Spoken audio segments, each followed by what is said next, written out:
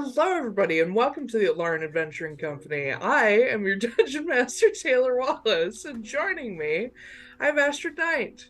Yeah, it's me. You can find me everywhere at Astrid K. Writes or on my website, astrodknight.com. I wrote a book. It's .com. about D&D. It's called Perception Check. It's on the screen right now. Go! Keep going. Move. Can you tell we're frustrated? Then we also Nah. got Blake Wolfe. Hi, I'm Blake Wolfe. I write gay werewolf porn. Go Ow. check it out. It's Ow. fun.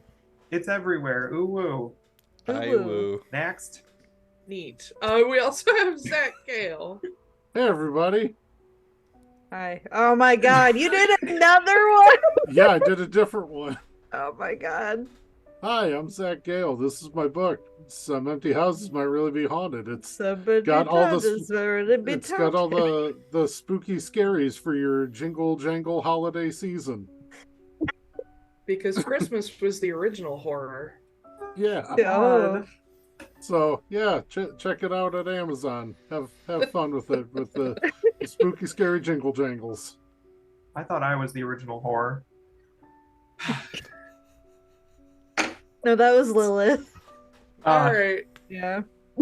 And then we have our long-suffering producer, Mr. Zack Koop. Hello. I'm also here. And everyone is high energy and frustrated because I forgot to press the record button again. Are you kidding? I'm frustrated by so many other things. That's I'm very pretty low on the sure totem pole. It's Actually low doing fine, energy, guys. but it's loopy.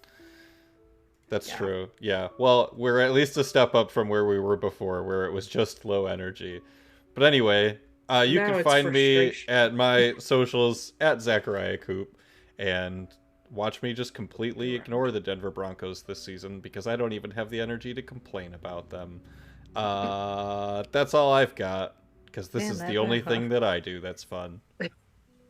Neat. I will and- say, just as a quick side note, I would say you probably go to any of our socials and watch us ignore the Denver Broncos as well. Yeah, yeah. But it's the most That's pretty exciting accurate. to go to mine, because then you Yeah. can look back a whole year and be like, wow, he used to tweet 30 times every That's it. Sunday. He used to tweet.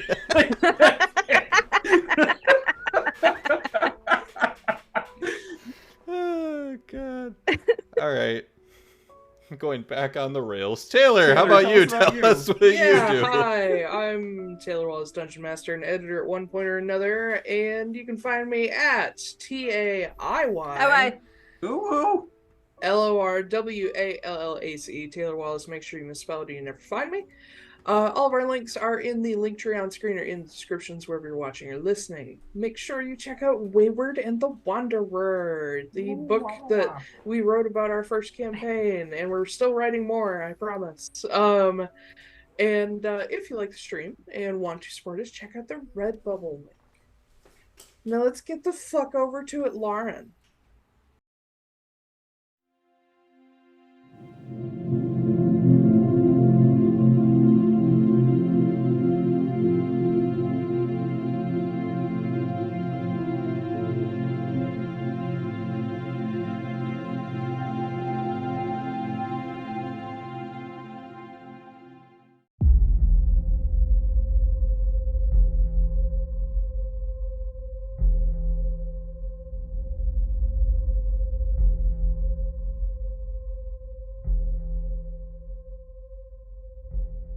Last time, you guys decided to go out and investigate the Lannahechee cops. You found some lanterns in the forest and got onto a little fey mystery out there. What are you shaking your head at? Just always investigating these cops. ACAB, right? You're right. Wait, is this an internal investigation? I really want to get a shirt now that says all 87 cops are minutes, guys.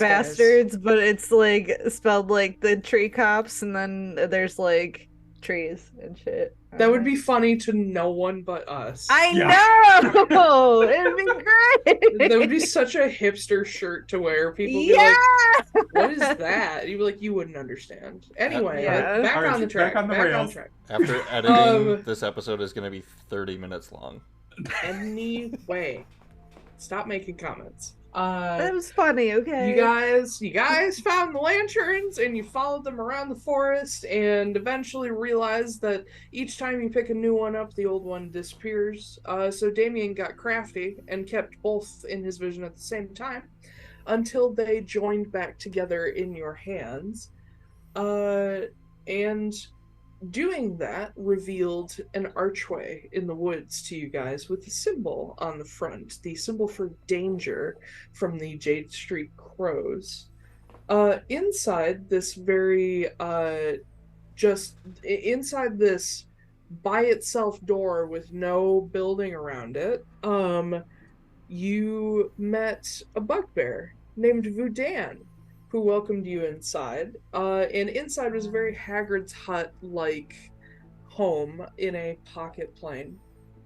And you guys got to talking to Vudan, our big furry lad. And he told you a little bit about, maybe not quite able to tell you about disappearances, but he can tell you about deaths in the woods because he is what is known as a bone keeper, a fey title that basically says he takes care of dead things. You learned he is originally from the Court of Petals. You also learned that he knows of the strange creature that the wiki, Captain Pendry, told you about, and in fact showed you a mask that looks just like its face. Thus far, you've learned that these things all seem to be fey in some way, and do not seem to be related to the Shadowfell like the swarming creatures that you've been dealing with. Ezra added a bunch to a counter that he has on his character sheet, and I haven't explained why or how. Nope. And Vudan made dinner for you guys and welcomed you to stay the night since it was dangerously dark outside. So in that case, unless anyone's doing anything during the night, you guys will awaken on, finally get to the second day of this campaign. Or, well, third, I guess. We're going for, what's that game about Frank, the guy with the camera who's like a reporter and he gets stuck with zombies? Fucking... No clue. You know, Dead Left 4 Rising? Dead? Dead Rising. I'm Oh. Dead Rising this shit. Every day is going to be the actual length of time of a day. We're playing in real time. Yes. Yeah. But is anyone doing anything during the night? Staying up and making sure this bugbear doesn't eat us. Okay. Oh, wow. I'm sleeping in the rafters. The werewolf bugbear. Yeah.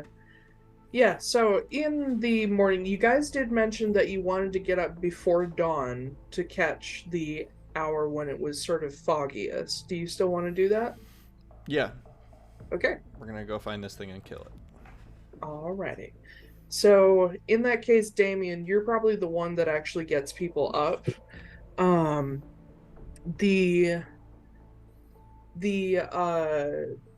You can actually see like the proper time it should be here in the hut, but you have no idea what time it actually is out in Atlaran. Basically since you walked in, time has become normal again. Okay. You don't know if they're still 1-to-1 like they should be, or if, you know, maybe it's a completely different time somewhere else. Look, it was late when we went to bed. Well, yes. When everyone else went to bed. So I just count down 8 hours, second by second, in my head. And when Gross. 8 hours have passed, everyone gets a swift kick to the ribs, except for Todd, who I gently not coax reach? awake. Yeah. Wow. All right. Yeah. You all wake to find. By this point, Vudan would have gotten up as well. This big, lanky bugbear that honestly kind of looks like Beast from Beauty and the Beast. Just lumbering around, throwing food into this giant cauldron and shredding it with his claws like he did last night. And making a cute little breakfast for you guys. He even warms up some biscuits for you. But yeah, you guys get up and around, and Vudan will put just food on the table for you guys to partake of whatever you like. But once everybody's up, he says, "So, what's the plan here with this thing?" Go find it, kill it. Okay. Pretty easy. Yeah. All right. Am I helping with that, or Yes. Do you want to help with that? I guess I can. I An don't. NPC to sacrifice. I don't know how useful I'll be, but I can try. Where's Yeah, the moon? The moon cycle right now? Do we have any Moon cycle? risk of? It is the 7th of Rosgard. The full moon occurs on the 25th. We're always So the Okay, end of the so- month. So it is currently waning about halfway down. Okay, so he won't, explode into a wolf at any point. Not unless something real fucked up happens. Yeah. I have a question that didn't come up last night that I would like to Yeah. ask him. What's the deal with the lanterns? Which ones? The ones that have been appearing here for hundreds of years, but somehow brought us to your home, even though you haven't been here that long. Well, okay, true. I don't know where they came from. I think they were just kind of originally installed as sort of waypoint lamps for the guards heading out to the beacons. The strange glowy stuff, I didn't do that. But I do use them to hide my home. Taiylor, so notes from the editing room. So I'm looking for when Damian initially did his research on the beacons, Mm. it had been brought up that something that was once considered like rumor is now considered fact, and that's as long as the basilica has been here, those lanterns have been showing up and luring people into the woods who have then disappeared. Mm-hmm. Is that sort of like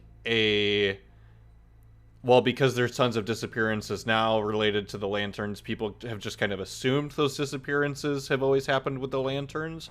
Or was that like, as long as these lanterns have been appearing, people have been disappearing when they chase them?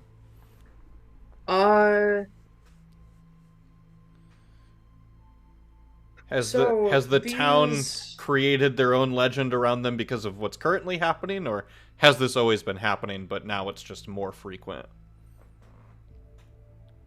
You're welcome to make a history check. Let's do it. 15 plus 2. 17.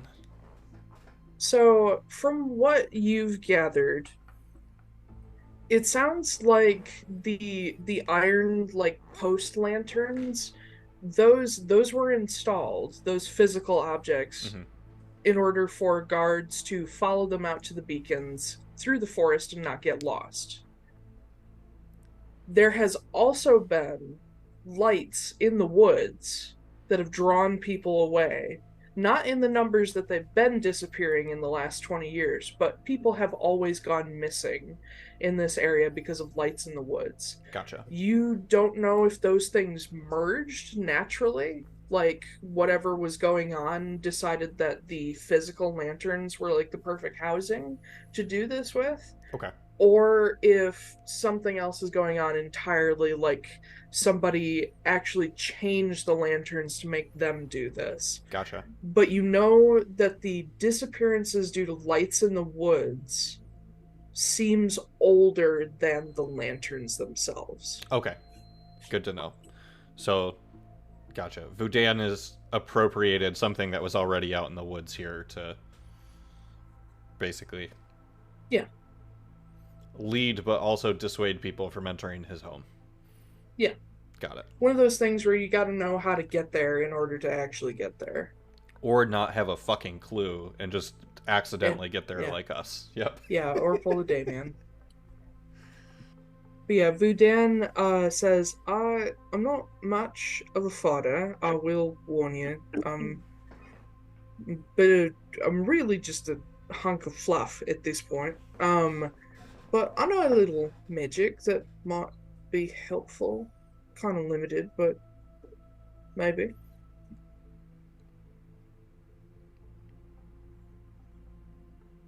Insight check. Okay, go for it. Let me clarify the insight check instead of just casting lie detector. Does he look like he can actually hold his own in a fight?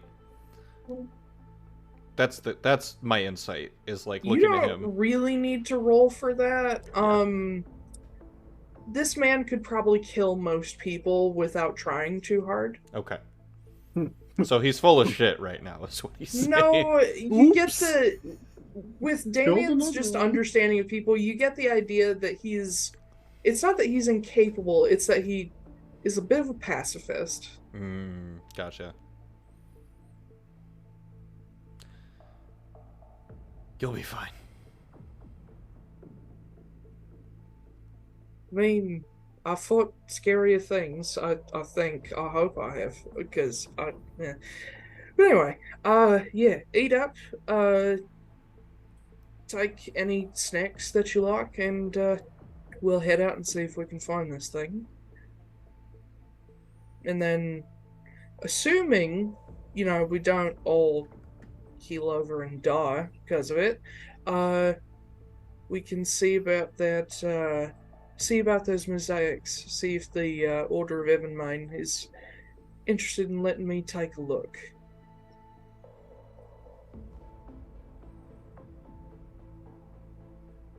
Gotta give me something, guys. I can't tell this whole story by myself.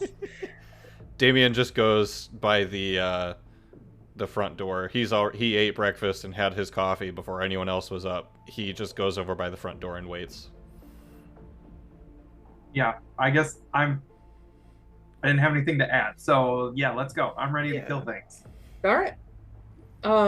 So let me ask you this. How are you guys going to find this thing? Walk around until the fog gets thicker, and then point ourselves in a direction and walk that way. And if the fog gets thicker, we'll just keep going that way. And if it doesn't, we'll turn around and go a different way. Cool. Okay. Classic video game rules. Yeah. Yeah, I mean, honestly, I'm gonna make chicken noises as we walk to try to attract them in.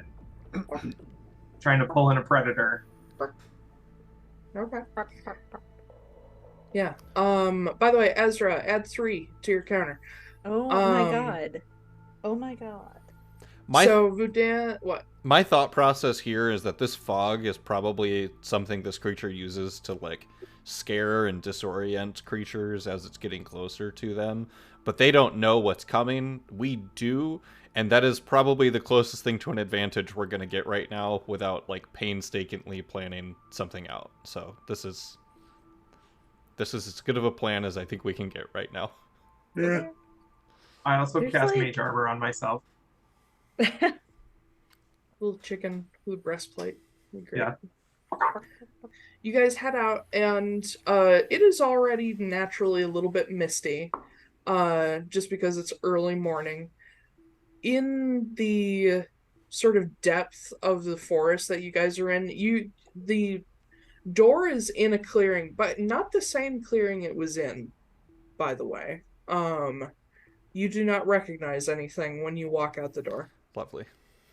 It is still just dark enough out that you can still see the lighthouse beam swing over occasionally. But within the forest, it still looks night dark. Just some natural mist clinging to the forest floor and the grass. And you see Vudan step out, and he's brought along this big, like, walking stick, and he's got a little pack over his shoulder. But he looks around once you guys are out, and he turns back, and he makes a motion with his hand that is the same arch of the door. And the door shuts, you hear a click, and then all of the stones on the outside of the door suddenly collapse in and the door disappears. Hell yeah. There's just a little pile of stones there now. No, there's nothing. Oh, It all just folded in on itself. lovely. And you see when Vudan brings his hand away, he has a teeny tiny little pin that looks like a doorway, and he just pins it to his cloak. Oh, that's cute. Ooh. It's like Liam in Secret Chest. A little bit. That's what it's inspired by. Who's All leading right. the way? I will. Okay, make a perception check. I don't even know why, but I'm gonna. Eventually can't see over the fog. Oh, my perception is terrible. 4. 4? Yep. Neat. So you all follow a chicken that can barely see over the fog. Or at least you're forced to follow a chicken that can barely see over the fog. It's that one. Yeah. So Todd is going along, and the only thing you see are like the eyes and the top of the hat. Uh-huh. I'm so fucking stealthy right now. No stealth. Actually, yeah. Even though you're not like hiding, I want you to make a stealth check with advantage. Hell yeah. That's gonna be. Come on, math. 24. Nice. Todd is almost invisible unless you already know he's there. But you guys wade into the forest, and as far as you can tell, you're heading west. You're not super sure of where you are. The only sort of landmarks you don't even get landmarks. The only things that kind of tell you occasionally are the lighthouse beam swinging overhead, which eventually stops as it gets bright enough. And glimpses through the canopy of the mountain off in the distance. Let's see. Oh, Ezra, add another 5. Oh my god, we're not even doing anything. Ben, roll me a d20. Ooh. Yeah. 17. 17, okay. You guys continue on for what feels like an hour, at least as much as you can tell by the sky. It feels a lot less than an hour. And with Vudan in your group, he's occasionally just like running a claw across the side of a tree just to see if he can leave some kind of trail, but he doesn't seem that hopeful. All right, Balto. Eventually, Todd, you or everybody else watches Todd suddenly just drop under the fog. And Todd, you actually fall into a little ditch on the side of a road. You guys have stumbled across a path. You guys So hear a helpful. cluck from within the mist. I don't know if that's a good thing. Is it guess. very high? No, you can scramble your way out. Okay, I scrambled my way back out. It's just one of those like little rain ditches. Yeah. I like look at everybody. I'm like, watch out, that first step's a doozy over there. How has the fog changed at all the whole time that we've been walking? It's gotten thicker, but not higher. Okay. Yeah. But with Todd having discovered the ditch, you guys are pretty easily able to just pass over it. It's pretty small. I'll use but prestidigitation to move the fog aside so they can see it. Yeah. Is there anything in it? There is, like, your foot would have, like, dropped into, like, a little trickle of water at the bottom. Mostly it's just tall grass. You see a couple snails sliding around in Cool. there. Aww. I eat one. Yeah. Oh. You said this is next to an actual like road, like path. It is next to, so it would be like the ancient equivalent of a 2-track, like the cart ruts leave a distinctive path. And from what you can tell, even though the grass is pretty tall, you can see this trail is probably well used. There are recent prints left in like dried mud. Okay. But Damian, also give me, actually everybody give me perception checks. Natural 20. Okay. 27. You said perception? Yeah, perception. 18. 17. Okay. All kinds of rolls. I'm also doing the smell thing that Damian had told me to do the day before, so I have advantage. Okay. It is a 14. All right. So, Damian, on the other side of the track, you will find a fairly recently abandoned campsite. You find like a little ring of stones where a fire once was. There are still like a couple small embers going in the bottom of it. And you see, when I say abandoned campsite, I mean it. There are like bedrolls laying on the ground. There is a tent that's still left behind. It looks like there's no like packs or clothes left behind. It's just the like bigger stuff that would have taken time to pack up. To you, it looks like people were camping here, got scared, grabbed their shit, and ran, but didn't bother with the big stuff. Can I see what direction they ran? Do I see like where stuff is, like bushes are broken or someone like tripped over a fallen tree or anything like that in a specific direction? You don't see like a path of destruction of like people fleeing. Instead, you believe they fled north along this path. You can see a couple prints in the mud that look very recent. Okay. Does it look like there's any prints of anything that followed them? I mean, I got an honor and natural 20. I can also roll an investigation or survival if we want to follow it up. I'll say there's one thing that, without another roll, there's one thing that sticks out to you. Walking around this this little camp, you find that the back of the tent was actually torn down. Like someone was so scared they ripped their way out of the tent. And at that point, you find something that clawed past a tree. It looks like probably double the hand span of a human. Something like grabbed a tree and pushed off and like ripped scars into it. But as for like any other prints, then you would make an investigation or a nature check. While he's doing that, quick question. Yep. Can I go through the tent and stuff to see if there's anything like useful? You want to go into the tent? Sure. Make me a dexterity saving throw. Hell yes. Ooh. I'm into it. Fuck yeah. 21. 21. All right. Yeah, you the front of the tent is closed most of the way, but it's still open enough that you could like get under there because you're small enough.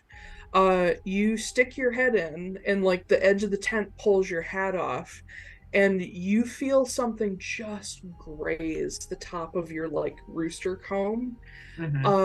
And you just hear this horrible screech directly next to you as something like dark and like just spilling smoke off of it just takes a huge swipe at you. And I need everybody to roll initiative. Oh shit. Yes. Oh man, okay. So here, can I tell you what I was gonna do? Which I wish I would have just gone with it. I was going to check to see if there was anything, and then I was gonna light it on fire. I wish I would have just lit it on fire. Okay. How big is this tent in 5 foot by 5 foot squares? Probably would only take up 2 next to each other. Okay. 10 foot by 10 foot? No, 5 by 5 10. by 10. Okay. Americans will do anything but use the metric system. Yeah, I swear to God.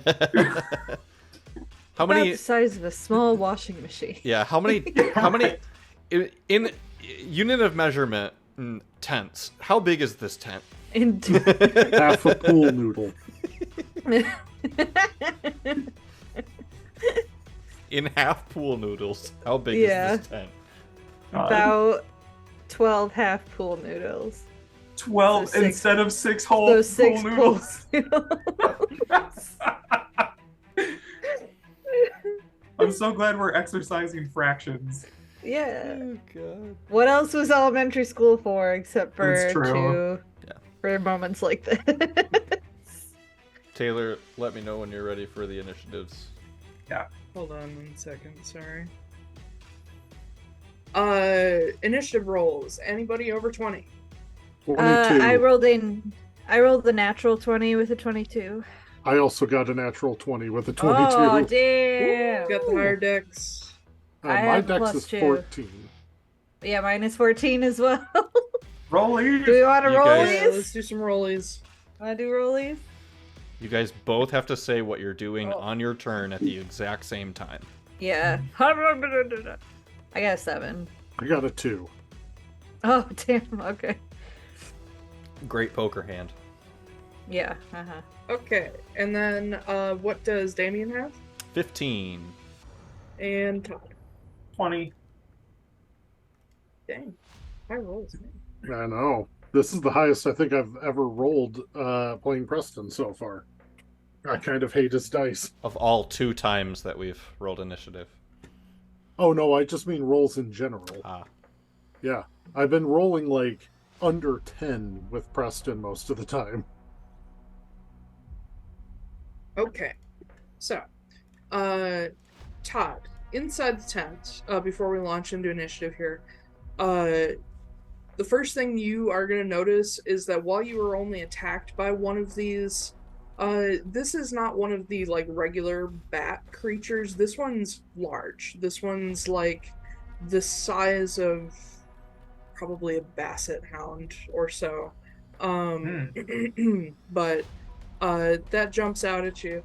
And then Ezra, you will hear the like screech and Todd's reaction from inside the tent. You cannot see the creature. Does it sound like a basset hound too? She's like, Ooh. I mean, I imagine if a bat was really gigantic and its shriek was like lowered, it could be kind of doggish. Ooh. Screech. Screech. It just sounds like one of those huskies that's just like,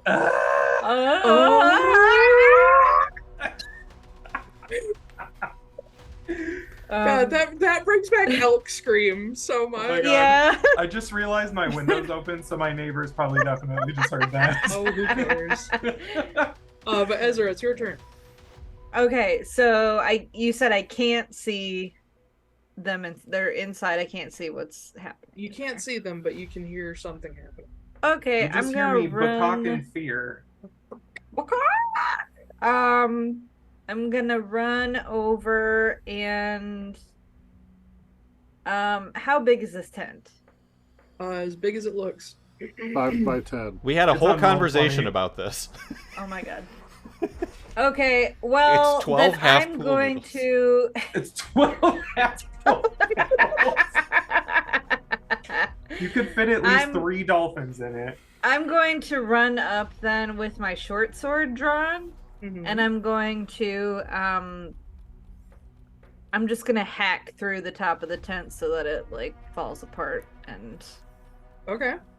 Make an attack roll just for funsies. Okay. Can you destroy a tent? Can I? I don't know. We'll see. Add another 9. Well, that was a natural 1. It was 6. Oh my God. I'm so glad I asked. Ash, your characters are like the most incompetent people, and I love them when it Listen. comes to fighting. It's my favorite. Ezra is great. Hey, he helped out. Ezra's In many great in ways bed. It already. doesn't matter. He's a lover, not a fighter. exactly. Does this My mean that dexterity's in my. As long as this ass doesn't quit, he won't either. does this mean that the tent is the new 14-year-old? Kinda, Oh my yeah. god. So Ezra, you run up to the tent and attempt to just slash it open so you can immediately see inside. Your sword is not as sharp as it should be.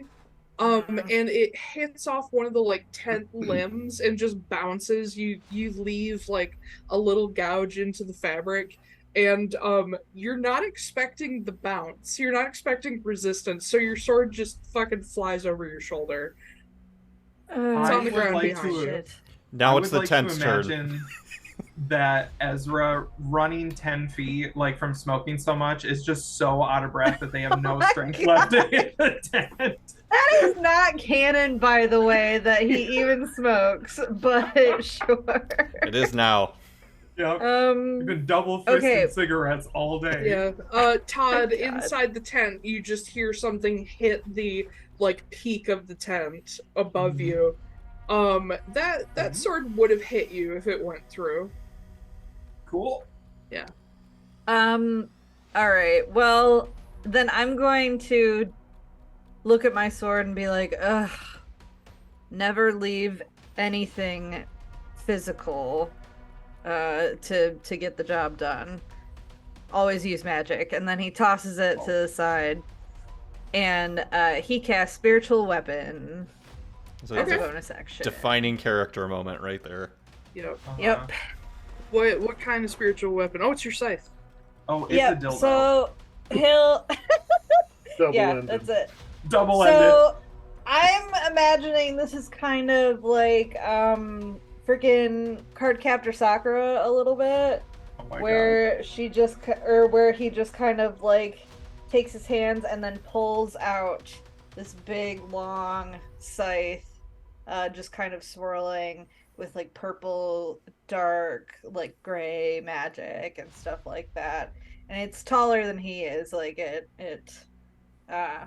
passes over there. I cannot attack with the spiritual weapon right now because I believe that's an action.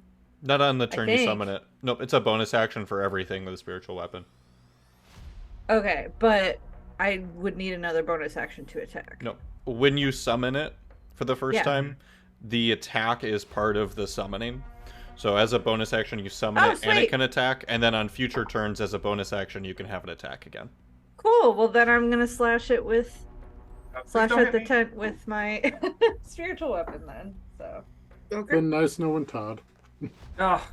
If she beheads me, he, them, if they behead me, sorry. He or they, yeah. 14. And you're just slashing at the tent. Yeah. Okay, cool. You don't even need to roll damage.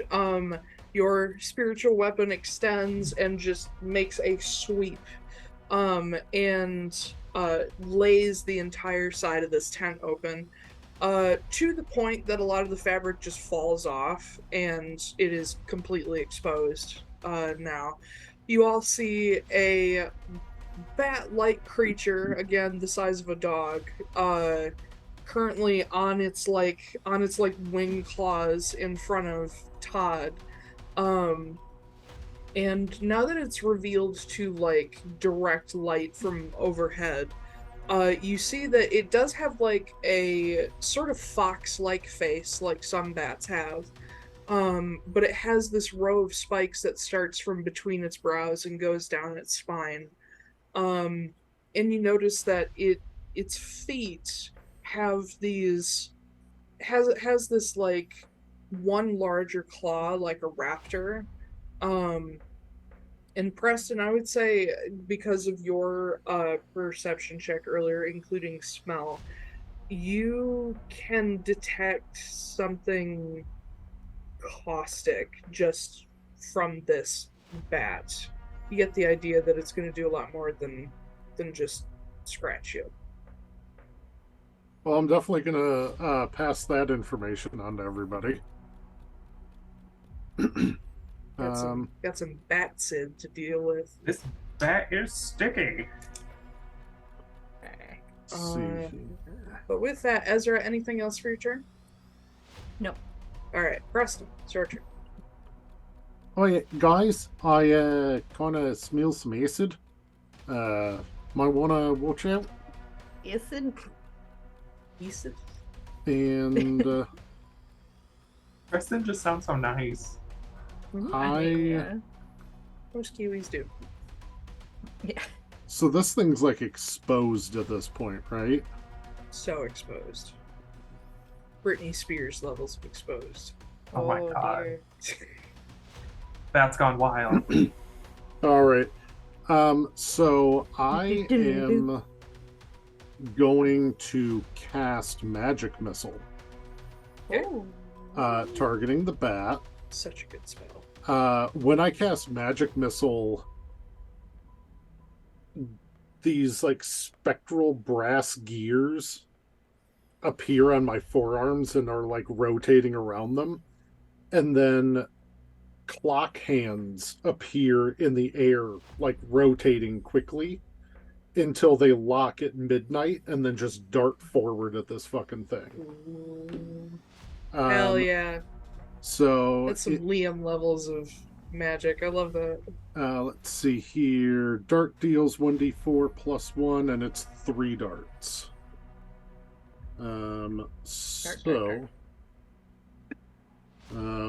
First one is 5 damage. Okay. Next one is 3 damage. And then the next one's another 5 damage. Alrighty, cool. Yeah. You send these sort of clock hand darts out, and as this little screechy thing is just screaming at Todd and Ezra and the spiritual weapon and making this horrible racket, Todd, you see these darts fly past you like either side of your head and just boom, boom, boom, strike this thing, sends it sprawling, and it just evaporates into mist.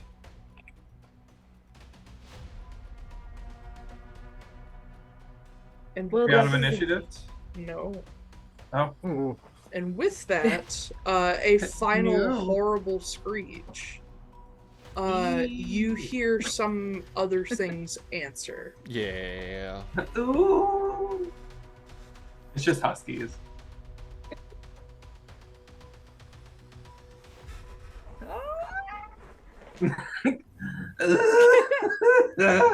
But wait, there's more. There's more. Oh my god. See, this is hard to kill bats. Ah! I love bats. Bats are cute as shit. Especially if they look Oh, like no! flying foxes. So big. Yeah. Flying foxes are the cutest bats. They are. They truly are. They really are. These are flying fox bats. Aww. I would just keep one in my sweatshirt all day. What I'm hearing is this is once again another opportunity to have an animal companion for the rest of the campaign. I can finally fly. Can you imagine just a chicken like flying on this infernal or something creature, this abyssal creature? Hold on one It's like a second. never-ending story, but better. That'll bring us to the bats. What? They get to go before me? Yes. What the They rolled a fuck? 21 in initiative. Ugh. Damn. That is Holy shit. racism against Bats, my bats, chicken. Bats, bats. No, they're also Chicken flying racism. creatures. It's fine. Chickenism. Poultryism. I'm trying to come up with a word. I can tell. What's the scientific word for chicken? Chicken. I don't Chickenness. fucking know. I guess it depends on the breed. Chicken is Chickenus. mechanicus? Anyway. From the trees. Gallus. Yeah, Gallus. Aw.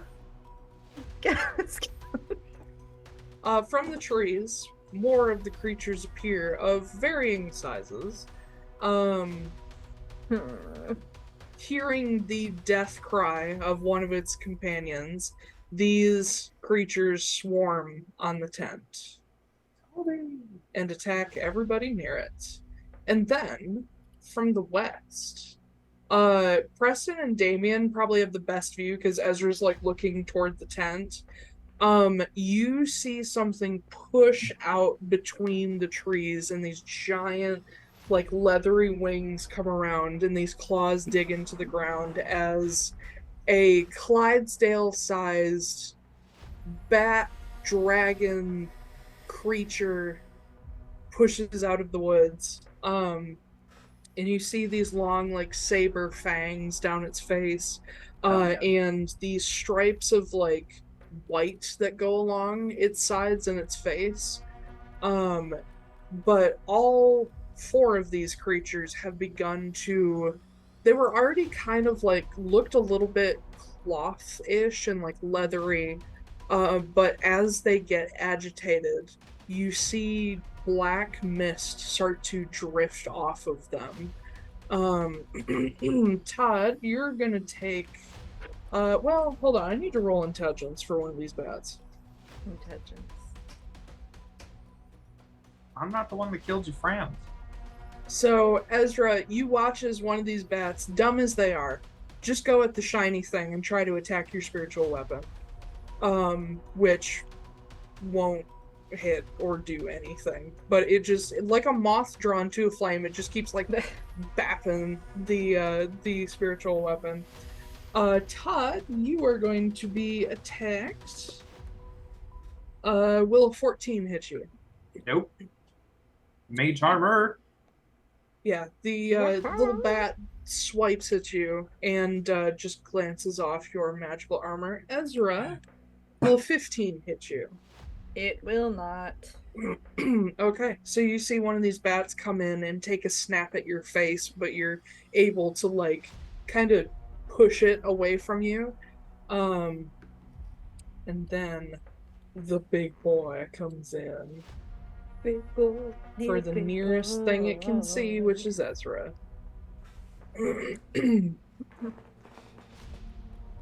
Okay. I've got a 14. Nope. A 16. Nope. And an 18. That just beats it. Yeah, you're one of those high armor clerics, goddammit. I got a shield too, so Clerics, you can beat the shit out of clerics. Yeah. Also, I am a scrawny little twig boy, so I need to protect the assets. Aha. Aha. Ha. The this gigantic bat creature comes at you and initially swipes at you with these big, long, almost skeletal looking claws on the ends of its wings. And when it misses both times, it finally just lunges at you and snaps down on your shoulder. I need you to make Koop, is it a charisma saving throw for a frightened check? Frightened is typically wisdom. Wisdom. I need a wisdom save, please. Charisma gets used for a lot of, like, charm effects. 9. 9. You are now deeply fucking terrified of this thing. And you are also gonna take 15 points of piercing damage. That checks out. I like it. From a fang. It's been a hot minute since I've played actual D&D and not Baldur's Gate. But yeah, snaps down on you, and an unnatural wave of fear hits you, and you see the mist kind of billowing off this creature, and now all of you guys see the bite in Ezra's shoulder is also just spewing black mist and blood. Gross. Oh. So that'll do the bats. That brings us to Todd. Okay. Well, I have multiple thoughts, as usual. Unique for a chicken. Yeah. So I'm thinking, because we've instituted new magic rules, yes? Mm-hmm. Cool. Oh yeah. Oh yeah, that you can use your bonus action to cast even if you use your action. Cool. So as many actions as you have on a turn, or as many spell slots and actions that you have on a turn, you can just cast away. You burn through those spell slots. The Burn them only up. thing I'm keeping is that God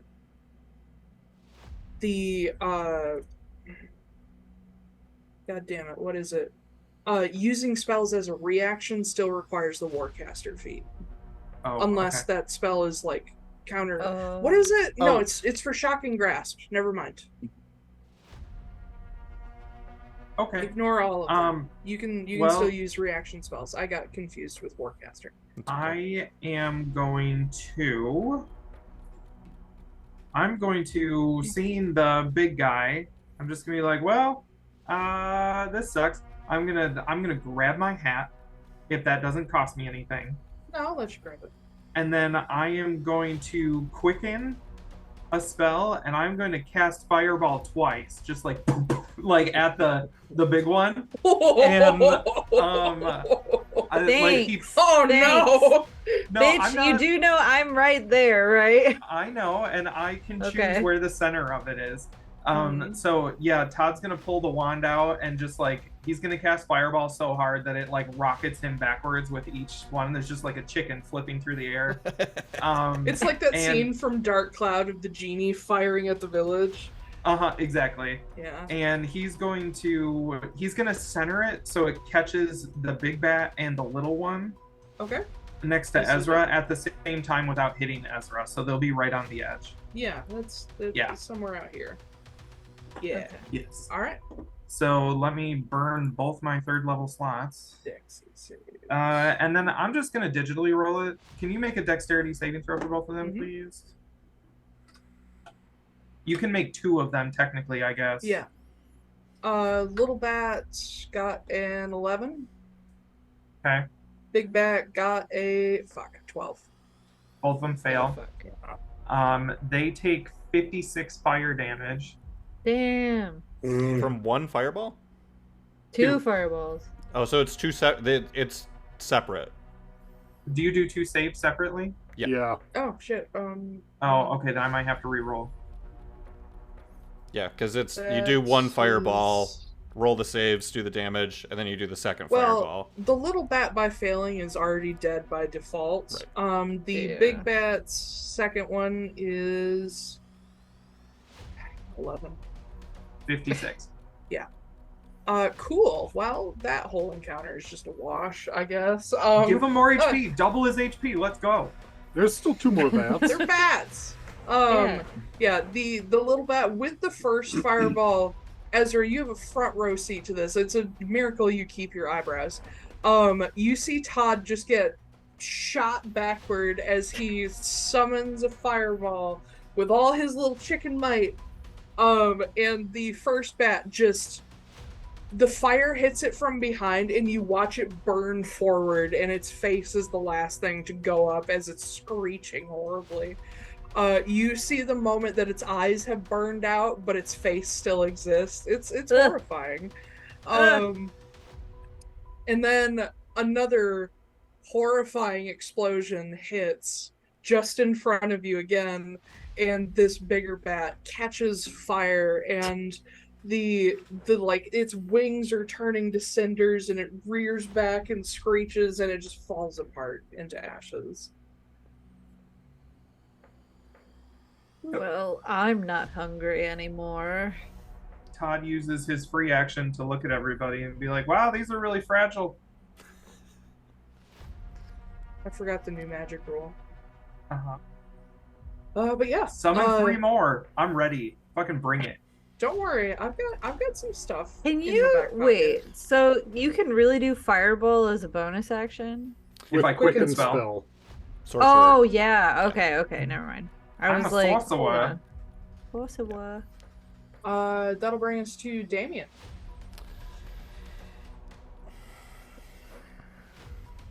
Well, there goes what I was gonna do. There's just like a silhouette of Todd with all the fire in the background. Right. Yeah. And just Blowing intense eyes. choral music. You Just know going, what? Puts his hat back on. That's good enough. yeah. Tornado Saunters Piranha away. playing in the background. Yeah. Damian is going to. My roll 20 is crashing, so let me just reload that real quick. Look at this moose. Alright, so Damian is going to.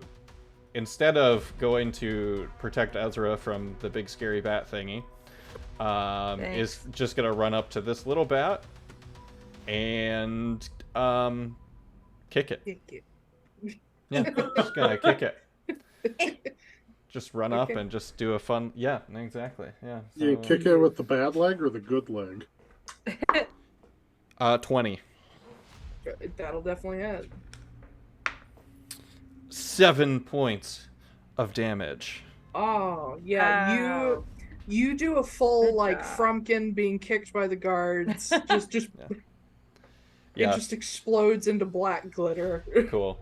And then when that happens, I'm just gonna move forward. So he does like a side kick for that one, like not a full roundhouse, but just kicks it while it's in the air, and then follows it up with a roundhouse to the other one. That's a 25. Yep. And that's only 5 points of damage. That one just often in a slightly lighter gray. Lovely. At that point, Vudan, who hadn't even gotten a chance in initiative, is just like staring like, okay, that's not supposed to happen, but alright. They're not supposed to be out here during the day.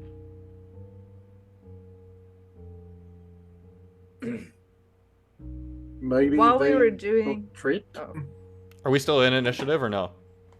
Not at the moment. Not at the moment. While we were doing that, did those appear at any point to me to look like creatures made of black cloth? Is this the flying laundry? Is that what we just Yeah. fought? No. No. So being able to see them up close, they did look kind of, other than their wings, which are naturally kind of leathery, it did look more like shredded cloth than fur on them. So these are some of the creatures. Gotcha. Looking at the like the big claw marks that we saw earlier, if I compare those to the very brief glimpse that I got of the very large one, they look about comparable in size. Yeah. They do? Okay, gotcha. Yeah. And after the bats have kind of flown through and stirred up the fog a little bit, I will say, off in the direction that the largest bat was, if you take a glance over there, you will actually find a body laying in the woods. Cool. Let's go check out that body. Okay. Before we do that, did anyone else get hurt but me? No. Cool. Nope. Carry on. Okay. Damian, go ahead and make me an investigation check. Investigation. 20. So from a distance, you see the body, and through the fog and the brush, you're like, something's not quite right, but I can't tell what. You get closer and you realize there's only half a body there. Lovely. The lower half appears to have been dissolved, something like that. It doesn't look to you like this body was dissolved by acid necessarily. There's not like stuff left behind in the shape of the lower body. It looks like the lower body started to disintegrate and stopped once it got to the bottom of the ribs. Can I see if I can determine what kind of substance might make that happen? Maybe through a skill like medicine? I would say medicine or nature. No. What'd you get? Okay. Big old one. The only thing you know. Oh wait, no, sure... there's a 4 there too. What? Sorry, I need to. These dice are hard to look at. So it's a 14 plus 7, 21. Sorry, I didn't see the 4. Okay. Looking at this, whenever acid is used, generally there's something left behind. Like some kind of residue, or, if you try to dissolve a body in acid, there's like a gross meat film left behind, apparently. This is true. Mythbusters. But there is nothing left of what has disintegrated from this body. There's no, like, residue. There's no soot or ash. It's just gone. Much like the creatures when they're killed. I look over at Todd. I'm just like, sorry, Todd. No pockets to go through this time.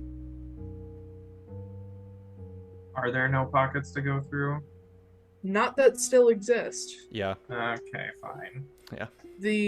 And so, but I should probably describe the person that you found, is a somewhat younger man, maybe in his late 20s, with dark, sort of wild hair. And the remainder of his clothing you see is a navy jacket, and like a nice shirt, but his face is so like clawed and just macerated that you don't know who this was if you've ever seen them before. I do want to go check on Ezra. Okay.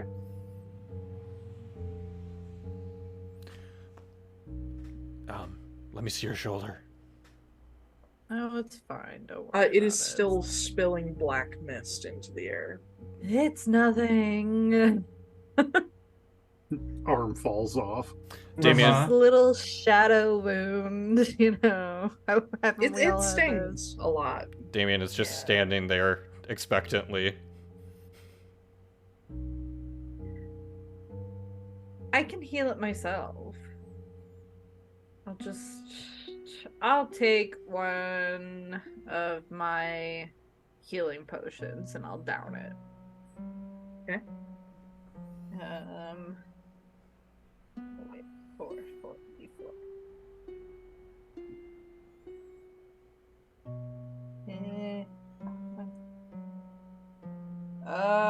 Just gonna be 8 points back.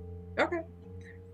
Yeah, you watch the a bit of healing come over the shoulder, at least take it on to a stage where it's no longer bleeding and open to the elements, and the mist drifts away and stops. Did it look like while it was healing, did it look like the actual burning away from whatever was doing that was what was causing the smoke, or did that smoke seem more like magical in nature? Both. Both? Okay. Yeah. See? All good. Todd is going through the tent. Okay. Damian and or Ezra, you can make a medicine check to see if you can figure out what was happening. I was trying to see if the injury that Ezra sustained matched the dissolving of the body. Oh, 11. That, yes, it very much reminded you of that. Okay, cool. Ezra, once you down the healing potion and the mist stops and it just kind of heals up a bit, you arrive to the conclusion that if you had left that alone, your arm might actually fall off. Oh, good. Well, yeah. Live and learn. Yeah. Essentially something that would not be healed by normal means. Live and die. But Todd, go ahead and make an investigation check. Yeah, this is not going to be great, I guarantee it. Yeah. Investigation is +0, so 2. 2, yeah. You stick your head underneath the collapsed tent and you root around a while. You find some bugs. You eat them. They're tasty. Do I smell anything with my chicken nose? Probably a little bit of sulfur. Okay. Yeah. From it, you guys can't see it. There's just something that is moving under the tent. You guys hear in your head, it smells like farts in here.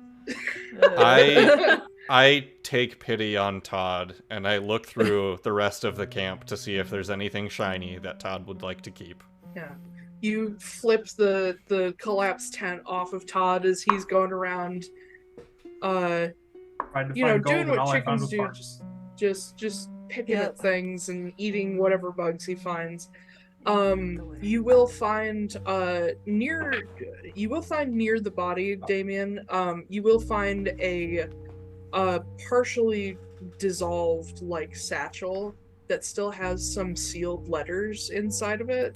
Lovely. You gathered this guy may have been running the post to the next town or something like that. You don't see a horse anywhere, so it may have escaped. It is unclear. I start looking through the satchel. Is there anything else in there aside from sealed letters? There would probably be some like a couple small packages that can be carried over long distances without like a wagon. And you would find a essentially like a, I guess it would be called a wallet at this point. Okay. I guess wallets exist at this point. But in that you will find a the equivalent of a government ID, essentially, that tells you who this person was. Well, if there's nothing shiny in here for Todd, I will just add this stuff to my stuff. You can find it like, I would say 5 silver. I give Todd all 5 silver. In fact, you know what I do? Yeah. I see Todd like going through the tent fabric and stuff like that, and I look for the part of the tent that he'll be able to get out of easiest. Mm-hmm. And I'll roll stealth if you want me to, but I'm gonna put the 5 silver in just a nice little stack right where I think Todd will come out of the tent so that he can find it. That's so cute. Yeah, go ahead and roll me a, well, let's call it a sleight of hand to see if you can sneak it there without him noticing. Lovely. 12. My passive perception is 11. Okay, yeah. Todd, when you're finally like, oh man, there's nothing in here, you pop out and there's just a neat little stack of silver sitting right there. Okay. I kind of like act all sneaky, make sure nobody's looking, and then I mage hand 5 silver into my bag. On top of that, Damian, once Todd is kind of out and you've like gotten a chance to go through the tent, you will find that there is probably a slightly more modern repeater rifle in here, which was the sulfur smell, along with a small stash of like 7 shots of ammunition. You find what? I love the idea that Todd was in there like sticking his beak in the muzzle of a gun, and he's like, "Oh, it smells in here," and then just continued. Yeah, it's like loaded and ready to fire, and like a strand of ripped fabric is wrapped around the trigger, and if he pulls it in just the wrong way, it'll fire right in his face. Yep, exactly. He was like pecking at it and trying to pull it out. Yeah. But yeah, you'll find that some like trail rations abandoned in here. And there we go. That's the present that Damian just gives to Todd. He finds the trail rations. Yeah. And goes and hands that. Here's some bird seed. Yeah. And lastly, you will find a set of saddlebags that one side has a like that size package in it. Cool. When these things evaporate, is there anything that's left behind, even like a patch of like dust or anything? Nope. Okay. Because that's probably what I would have looked for, is just to see if there's even like an outline of them. Well, there probably is where the fireball was, but yeah, there's a straight up Hiroshima Nagasaki imprint of a monster. It's really horrible, but it's true. No, I know. We all know what I'm talking about too. As soon as Damian is out of the tent, Todd is going to mage hand all the embers in the fire onto the tent. Keep it all in one place. And then use prestidigitation to like give it a little breeze and set it on fire. Yeah. Yep. The whole tent burns. By 10. So bullets start going off. Oh my gosh. Yeah, if you didn't take them out, those bullets will go off. Yeah. No, I took everything. Damian is like, looks like he's ready to, I don't know, go dungeon delving at this point. He's got like saddlebags thrown over his shoulder, a rifle he's never gonna use. You look like a messenger prepper. bag. Yeah. Yeah. Yeah. Yeah, kind of. Yeah. Well, these things can go out during the day now. That's lovely. Yeah. Not my favorite thing to learn today, but you know. I mean, could it be the canopy? Just like blocking enough of the light? I mean, it's still daylight, though. We can tell. I don't know, you guys. I think they got weaker. I don't know why people are having such a problem with these. They're so easy to kill. I mean, Damian kicked one and it died. This is how we all die next session, is from Ben talking shit to Taiylor. Yeah. Y'all fight 5 false hydras. I only need 1 false hydra with 5 heads. Right. Yeah. Has the fog changed at all? In the time that you guys have been moving, it has gotten like thicker but not higher. Though you are starting to notice that the longer you guys mess around here, the higher it's drifting, to the point where Todd is eventually going to be completely disappeared. Cool.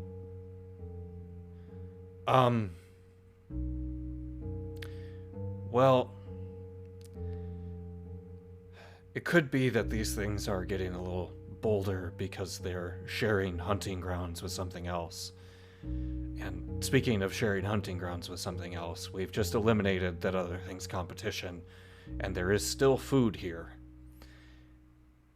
And I think it's coming. You hear in the distance. No. Just. You guys doing? I'm going to take one of the like posts from what's left of the tent, and I'm going to stick it in the ground in the middle of this campsite. Put a hand on it and look at Todd and go, "If you can't see through the fog, just stand up here." Am I gonna be a chicken staff? Cute. I'm gonna hop up there and perch. I am going to. Are we noticing as we spend more time here? Is it like starting to rapidly rise? Not rapidly, but it is continuing to rise. Okay. It will. I believe other than Todd, the shortest person here is Ezra. For Ezra, it would almost be up to waist level at this point. I just look at Todd. Do you want to be the bait? Absolutely. Todd just sits on top of the staff and like spreads his wings out. And then he crows as loud as possible. Just into But he does it poorly. He's like those ones that are learning how to crow, so they're just like ah! Out into the thing. I am going to. Yeah, the alarm has been sounded. What are y'all doing? I am going to cast invisibility on myself. Okay. And then I'm gonna try to go hide behind a tree. Does the fog? Does it seem like the fog is like rolling in from a specific direction, or kind of just all around us? It appears to be coming from below you. Oh, lovely. Yeah. Oh, that's infinitely worse. Ezra, you are going to lose your spiritual weapon in this time. Yeah. Well, before everyone runs off too, I do want to cast Bless on everybody except, well, Vudan's also there. Yes, he is. So I will cast it all on the party. So spell cast blast, so y'all get an additional D4 to attack rolls and saving throws. Hashtag How blow. many people are you Hashtag targeting? 3. Okay. While this is happening, Todd is going to repeatedly flap his wings and cast prestidigitation and create like a 5-foot circle of cleared fog around him so that he can just see the ground below him. Interesting. And let's see here. Shit, I can only choose up to 3 creatures. I'm going to cast Aid on. I want to cast Aid on Todd, myself, and Damian. What does aid do? Is that a +2 to AC? It increases maximum hit points and current hit points by 5. Oh. Yep. That can stack with temporary hit points. Yep. Sweet. And who are you casting that on? Damian, Todd, and myself. That's 5. That lasts for 8 hours. Cool. Yeah. Ludan is going to go off and hide following Damian's lead. And he is going to hold the spell for the moment he believes you guys are in danger. So Damian's hiding in a tree. Where's everybody else going? Todd's posted on a thingy. I'm gonna go with a Is there like a rock or something nearby? Yep. I'm gonna go hide behind a big rock. You go hide. All right. From where I am, can I still see everybody? Yes. Okay. I mean, they will be hiding, but you know where they are. Okay. And then Preston, are you hiding? It's very difficult for Preston to hide. Well, you have time to hide, so like. It's mostly that he is over 8 feet tall and portly. I'm aware, but you will still have time to find a good spot instead of hiding on the spot. I think that he's mostly like just behind a tree. Okay, we'll call that hiding. Yeah. Like, I like this idea that you chose a tree that's like this wide. Oh, just like. So in that case, since everybody has time to actually like make a good hiding spot, I need everybody to roll a stealth check except Todd. I can't be stealthy sitting up here in the middle? No, I need you to make a performance check. Yeah, I'm good at that. It's an unnatural 20. I am also invisible. 6. 18. Hold on. Did you roll with advantage? Me? Yes. Oh. Yeah, Ash. Well, I have disadvantage because I have scale mail armor. Okay, never mind. And then Preston, you said I don't know what? if you want me to just not roll with advantage then? Or just roll straight roll? Have a straight roll. Okay, so the first one that I rolled was a 13. So it would be 15. Alright. Preston, what'd you get? 18. Damn.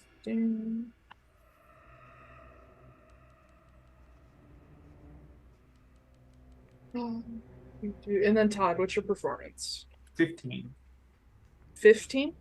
Yes.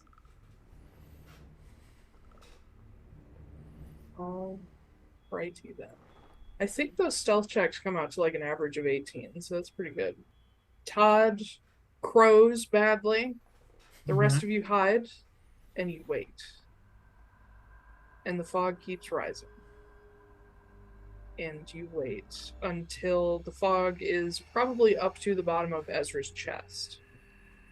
And that's like the thick like level of fog where you can't see any lower. There is still like mist in the air to the point where You guys know where the others are, but you only probably have about 20 feet of visibility actually above the major fog bank. You can't see what's at your feet, and you can no longer see the sky. Still doing prestidigitation to like clear it Yeah. around me just slightly. Also, question, Ezra, did you want to wait on that bless? Because that would have run out by now. It's only 1 minute. I'm gonna let you guys keep that up because you're preparing. Yeah. Oh, okay. Cool. Yeah. Hold on a second. How big is prestidigitation? I think it doesn't really say. I think it can only, like, for everything else, it can only do very small things. Yeah. Okay, I'm gonna be generous and Its give you. range is 10 feet. I'm gonna be generous and give you this space. Okay. 15 feet. Oh, across. that's a lot. Okay. Yeah. So that area is fully visible. Everything else is shrouded in mist. And you guys wait. And keep waiting. You get to the point where each of you has a moment where you think to look up to see if you can like tell where the sun is, because you can still kind of see the outline of it. It has moved a lot further than you thought it think it should. Mm.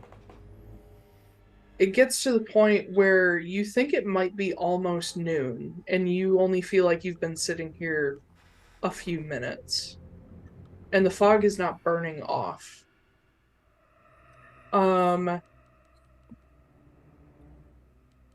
Ezra, add 5 to your counter. Oh boy. I think we talked about this last time. The effects of this just make me feel like heavy, right? Like Not even. You're just aware that something Okay. is around you. Okay. It is not a weight. Okay. You're sitting there hiding as best you can and keeping as still as you can because your armor is loud as fuck.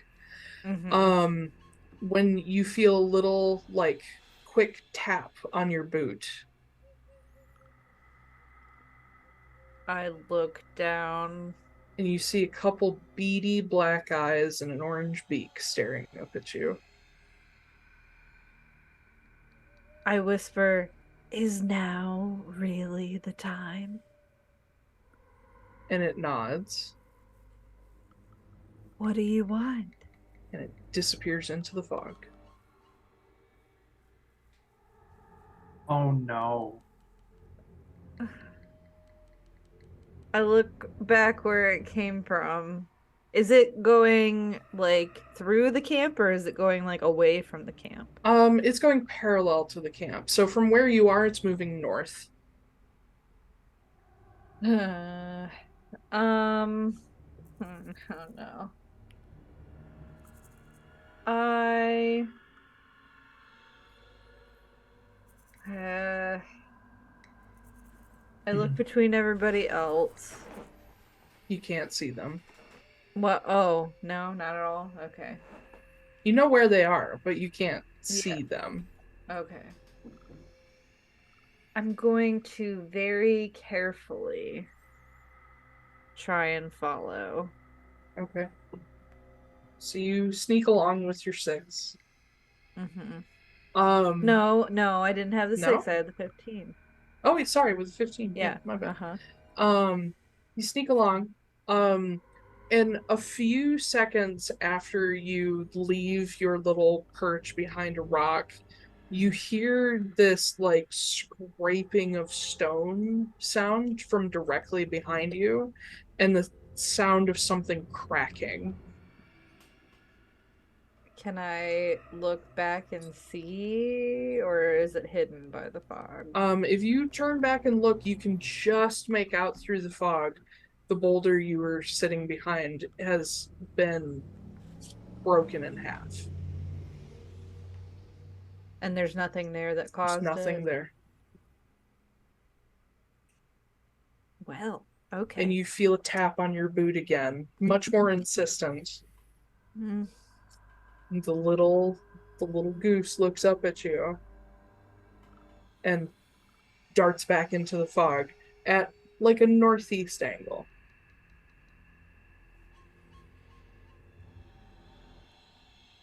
I'll keep following Okay. him. You keep following. 'Cause In the meantime, Damian, I need you to make me a wisdom saving throw.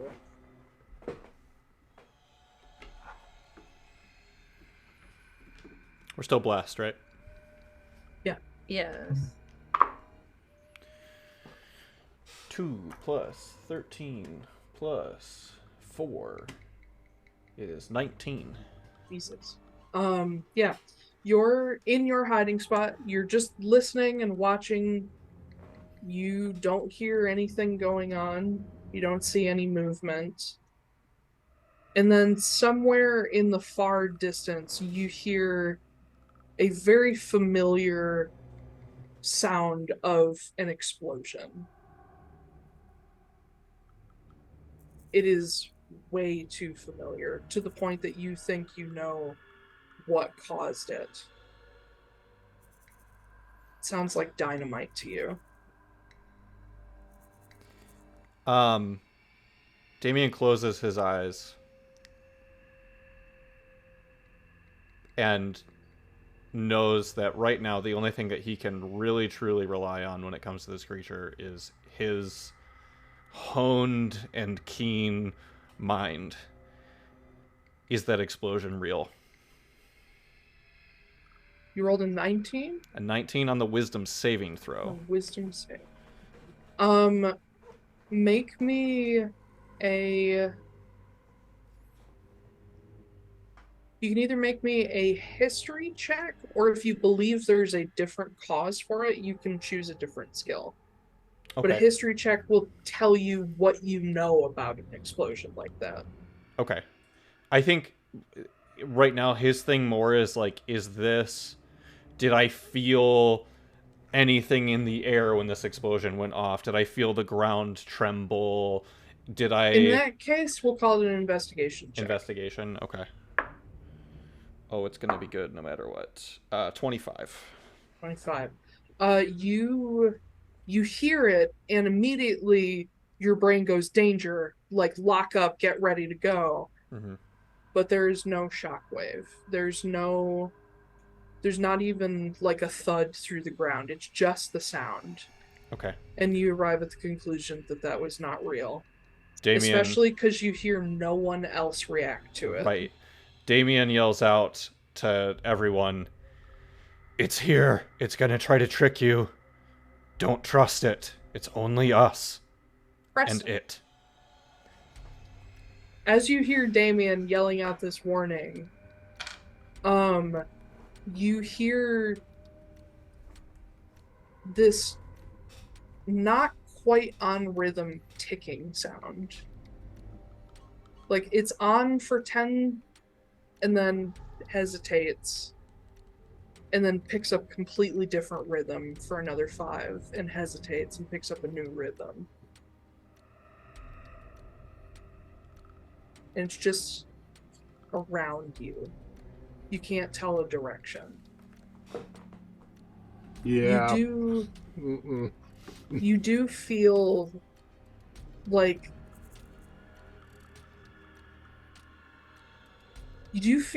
some of your limbs are stiffer than usual. And all you hear is this ticking to the point that you stop hearing anything else.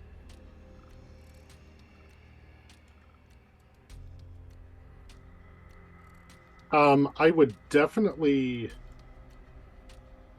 probably try to, I mean, this is probably going to sound stupid because I'm an elephant person, but cover my ears. Yeah, you go to cover your ears, it is the same volume. And it just sounds like it's coming from everywhere, you said? It almost sounds like it's coming from you. Boy. Taiylor, if these aren't all happening at the exact same time, they're a little staggered. After Damian's happens to him, he is going to start trying to move towards where someone else is. I think the closest to him would probably be Todd. So I'm going to start trying to move to where the, bait is at this point. Okay. Yeah. Move you a little closer. I think that Preston is going to, mostly out of fear at this point, cast protection from good and evil on himself. And what does that do? It is protected by, well, in this case, I would be protected by from aberrations, celestials, elementals, fays, fiends, and undead. They have disadvantage on attack rolls against me. I cannot be charmed, frightened, or possessed. And if I were to be one of those things, I have advantage on any new saving throw. So you cast protection from good and evil. Todd, as you're sitting in the middle in this cleared area, you watch white feathers just dart by on the edge of your vision. And then like Ezra at the pops ground? up. Yeah. Oh, okay. Ezra pops up at the edge of your circle. I'm just like crawling on my hands and knees, like, oh hey, did you see a goose go by? I saw something white go by. Okay, cool, that was him. All right, and then I'll crawl back to where he was going. Okay, so you keep following the goose's trajectory? I do. When Damian says, like, it's trying to trick us, I think maybe for a moment I do wonder. Like, but also I think back on the boulder and I'm like, well, whatever it is trying to help me. So I don't know. Damian, as you're moving toward Todd, you also see a flash of these white feathers go by you. Damian goes through his memories that he has and wonders if he's ever come across a goose before. Which he has, naturally, yes, because, geese. But yeah, no, a little bundle of white feathers runs by. He ponders the emotional significance of that. And then there's me crawling around like, where the fuck? Damian, when you get to the edge of Todd's circle, you can see Ezra on the other side crawling around. What the fuck are you doing? Did you see him? No. Yeah. What do you mean? You don't even know who I'm talking about. In the middle of this, you guys hear a voice say, "See who?" Ah! And you see at the bottom of the circle, just barely poking out of the fog, is Julian.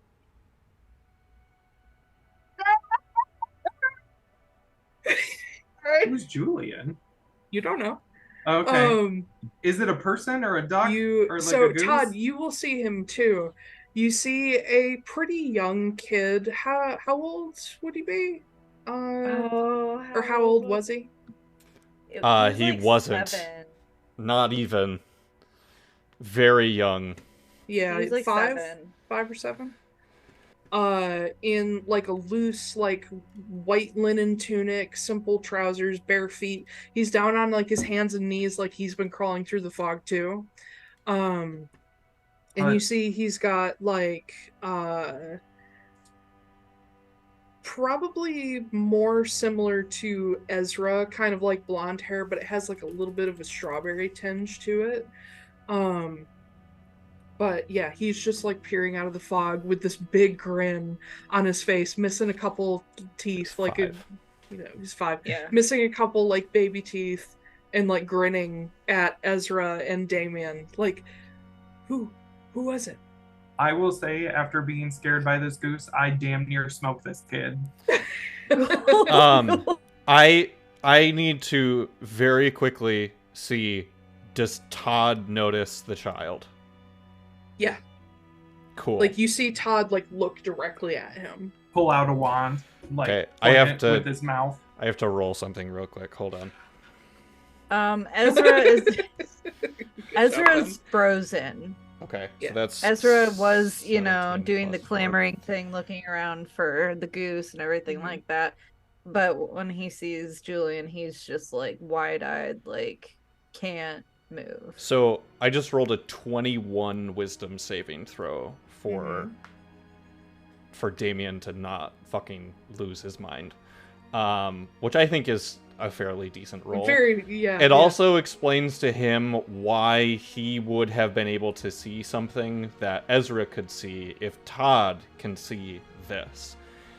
Damian is going to pull up his staff, and there's a little hidden release on the handle that he's going to push in and twist.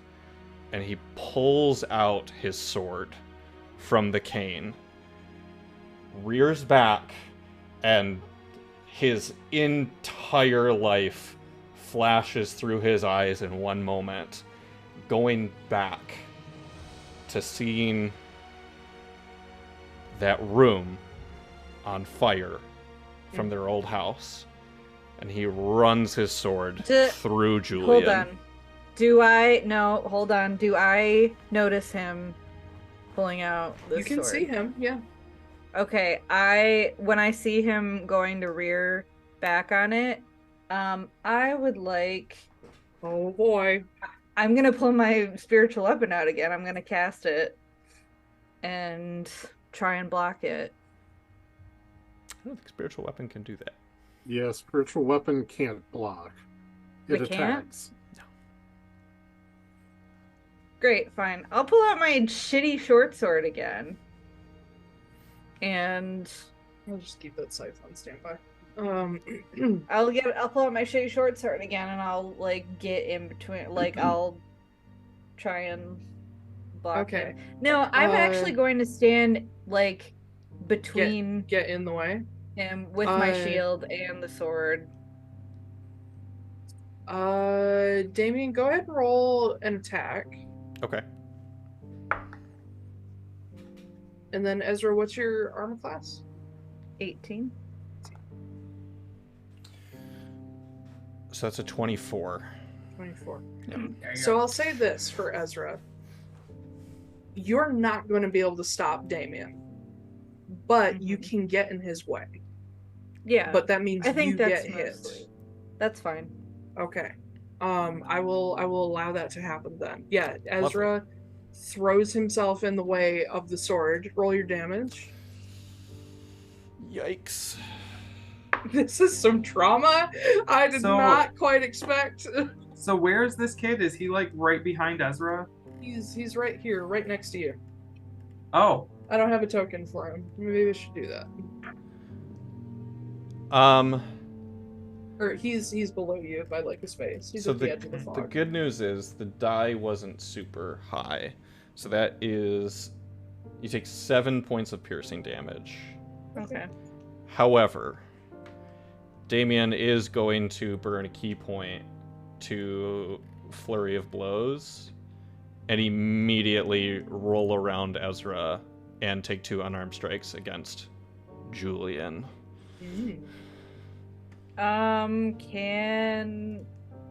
Can that be affected by a bonus action or by a reaction at all? I would say blocking Damian was your reaction.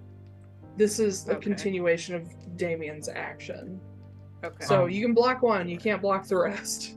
As this is going on, can I shift the prestidigitation so that it kind of blows towards this kid and see if he's like a whole person, or is he like the upper half of a person and then the rest of it's like some weird tentacle or something, like a lantern fish?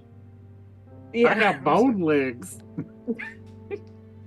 We all have bone legs.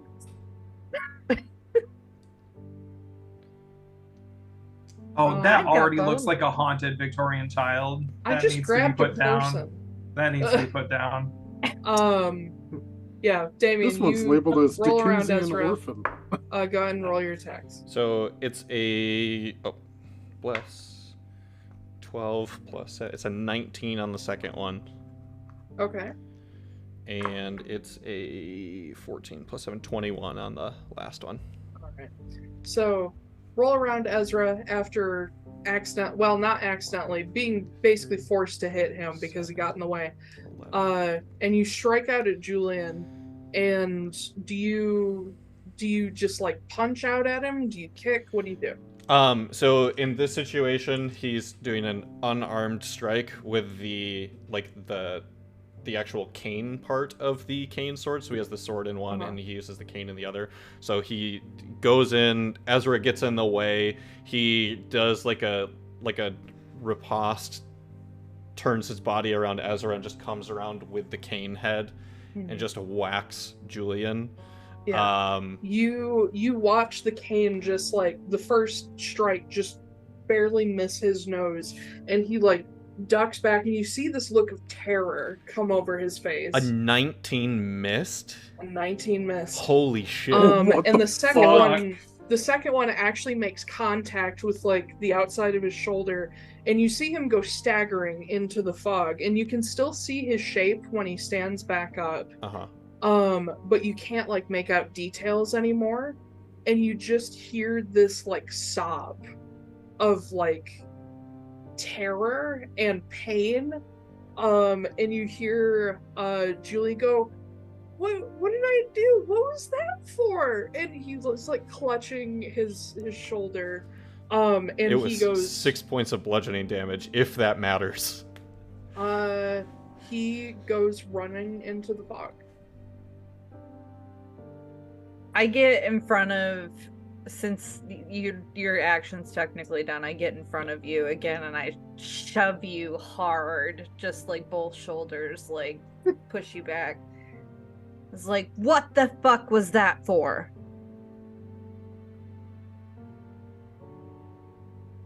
I punch Ezra in the face. Oh my God. Right, yeah, Jesus. roll the hit. Dang. Some other shit was gonna happen, but this is juicy enough. I cast Hunger of Hadar on everything. Oh my God. I'm done. I'm done with this campaign, y'all. So I do want to throw in, I'm still using the bless from Ezra. Oh no, fuck that bitch. So 21 I plus dropped 7 concentration. is No. 28. Actually, But Ezra. Plus is a concentration spell. I dropped that. Okay, 23. So you don't get it. So everybody loses bless. Yeah. Oh, I'm no longer blessed. Hashtag not blessed. So 28 minus 4 is 24. That'll hit Ezra. Yeah. Still. So I just Dang. max Railing on your damage. brother. So that's 8 points of bludgeoning damage. I just smack Ezra across the head and just go, "You fucking idiot. That's not Julian." So what? Do you really want to be the cause of another death of our younger brother? I know it's not real.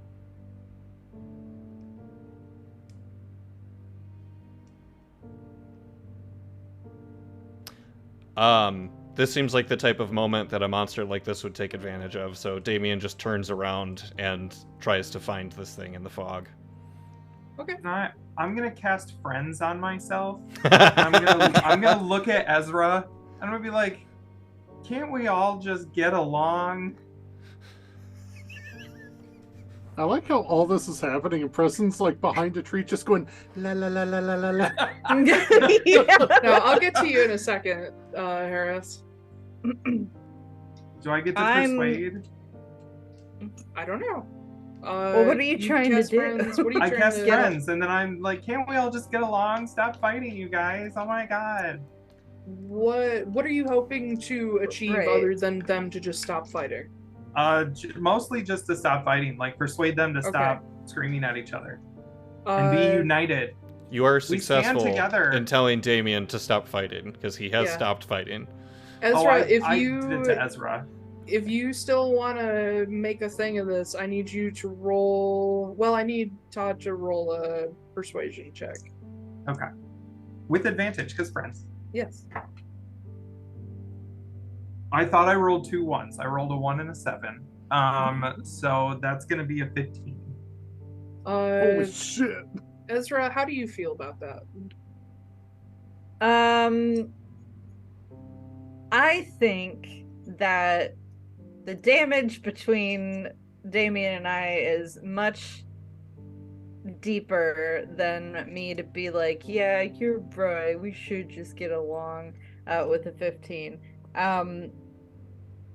I will not follow Damian though. I'm gonna go back to where I thought I saw the goose again.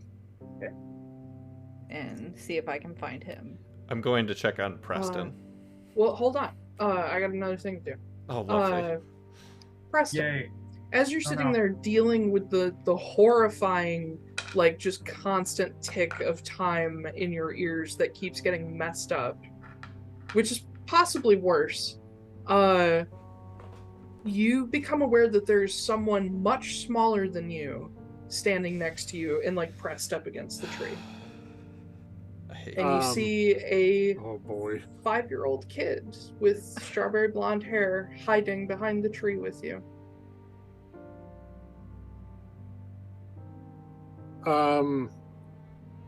Wait, I can completely see this kid? Yeah, he's right next to you. He's like holding his shoulder. You see tears coming down like a freckly elven face. Oh boy, I don't like this. Honestly, that would probably startle Preston quite a bit given the situation. And he would probably stumble out from behind the tree to, like, breaking his hide, basically. I would say probably like over here on the map. And just... Oops. I'm dead! It's like, where'd you come from?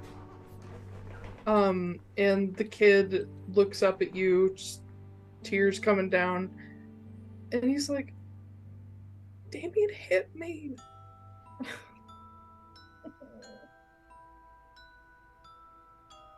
Now, I've never seen this kid before, right? You have no fucking idea who he is. Damian hitting a child probably would track in your mind, though. Much like Magda. Except Magda always failed to hit a child. Yeah. Magda attempted to hit children. Yeah. And then Ezra fails to hit. That's the difference.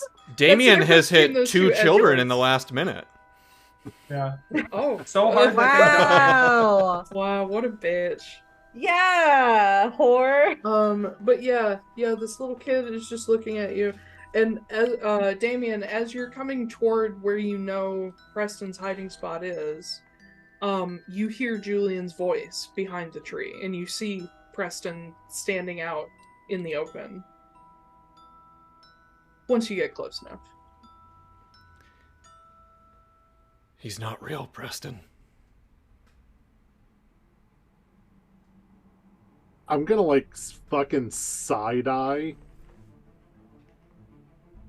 Damian, because, like, this was information that was passed to all of us, that this thing, like, will try and trick us with things.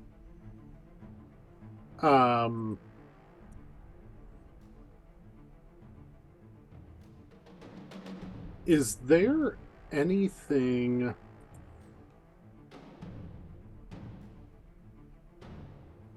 back over here where Ezra was originally hiding? That's like a big boulder, right?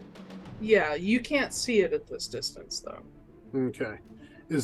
Are there any, like, good, like, sized rocks around or anything like that? Sure. Alright, I'm gonna cast Catapult, and I'm gonna launch a fucking rock at this child. Yes! Wow. I love this. Go ahead and roll to hit. Well, let's see here. They need to make a dexterity saving throw. This episode is going to need so many content warnings. Yeah, for real. Child abuse. Child abuse. Yeah, child That's going to be a 12. 12, that fails. Yep. So this child is going to take 3d8 damage as I huck a football-sized rock into its face. Damian, you watch Preston hurl this rock at Julian. You watch the rock hit and like hits him center mass. You hear bones breaking. And That's then 7 damage, by the way. Yeah. On a 3d8, I got 7 fucking damage. You hear bones shattering, and suddenly somewhere from like in Julian's stomach, just an explosion of fire completely envelops him, and you watch Julian burn. Sweet. Well, that's going to be another wisdom saving throw. I am doing like a full Caleb Widowgas treatment. It was a natural 20, so I don't even need the bless. Yeah. Damian, at this point, Damian hasn't failed a single one of these wisdom saves to not lose his mind, so maybe he's just gotten to the point where he can live with it. Ezra, you hear Julian scream and the eruption of fire. Yeah. I see that. I pause for a moment. I manage to look around just a little bit. Do I see the goose anywhere? You see a new little lump has formed in the collapsed tent, and a little head is peeking out from under the collapsed cloth. I pull the cloth back, and I get on the ground on my knees. Todd, you'd be able to see him too, but you see a white goose with bits of sort of, Ezra, you've never seen this before, with black patterning on the edge of his wings and like wing tips. And you see him kind of like, he shakes his tail out and he straightens up and faces Ezra. He doesn't run away this time. Is the goose talking or acting strange in any way? Can I do an insight check on this goose? Yeah, go ahead and make an insight check. Okay. 23. You notice the goose acting with familiarity, but nothing seems unnatural, and he hasn't spoken. He just looks like a goose happy to see somebody. I will gently but urgently put my hands on his body and look him right in the eye, just kind of like desperately say, "Help me." The goose sneezes and disappears. You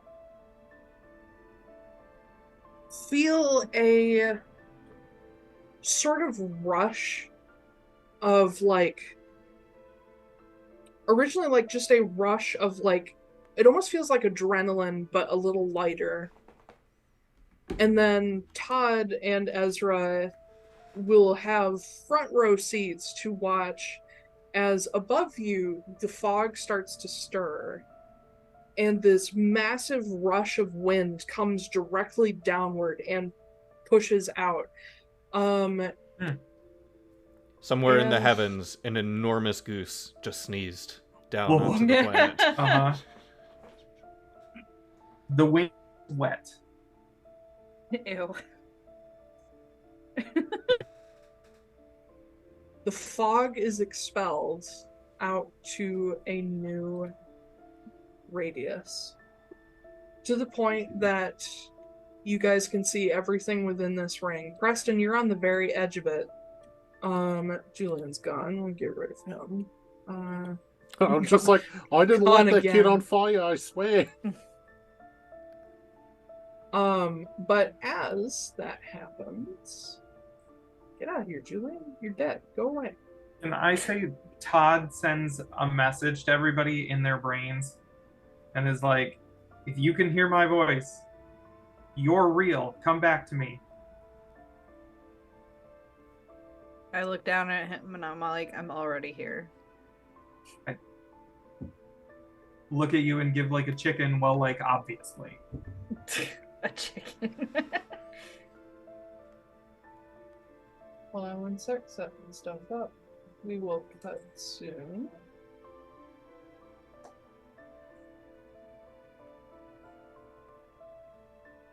I'll set this up next time. As the fog is expelled out to that area, Vudan is revealed. He has snuck a little closer and looks fucking terrified. He's like wide-eyed. Fog's pushed out, and you see him like poke his head into the ring. He's like, what's happening? Why are there children running around?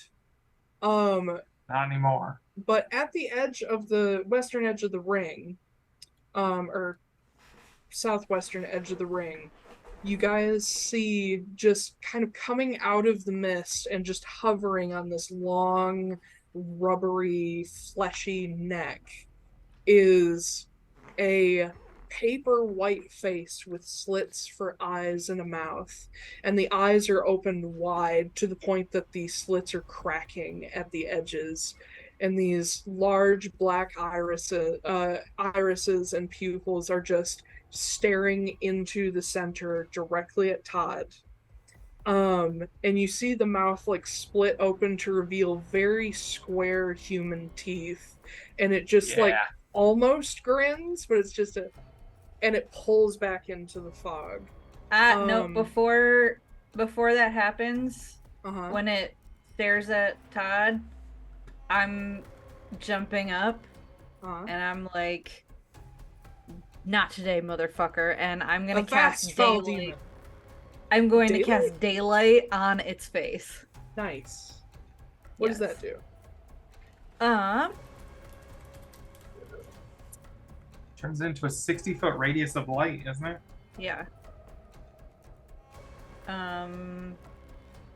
His face becomes the sun. I don't think you can target a creature, but you can target the spot that it was in. A 60-foot radius is still enormous. Yeah. I thought it did damage. Fuck, I didn't read that close enough. But